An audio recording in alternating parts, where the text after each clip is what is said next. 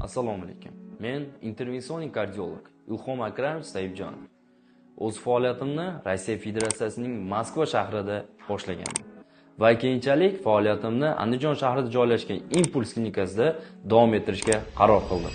Hozirgi kunda bizning klinikamizda respublikaning kuchli mutaxassislari bilan birgalikda jamoa tuzilgan va yuqori texnologik operatsiyalarni o'tkazish uchun barcha sharoitlarga ega bo'lgan Impuls klinikasida Amerikaning G kompaniyasi tomonidan keltirilgan angiograf apparati yordamida yurak qon tomiri kasalliklarini oldini olishga qaratilgan barcha murakkabdagi yurak qon tomirini stentlash amaliyoti va ishemik insultlarda bosh miya qon tomirlarining stentlash amaliyotlari hamda ayollarda eng ko'p uchrab turadigan bachadon miomasida hech qanday kesmalarsiz, tig'larsiz narkoz bermagan holatda, asosiysi bachadonni saqlab qolgan holatda EMA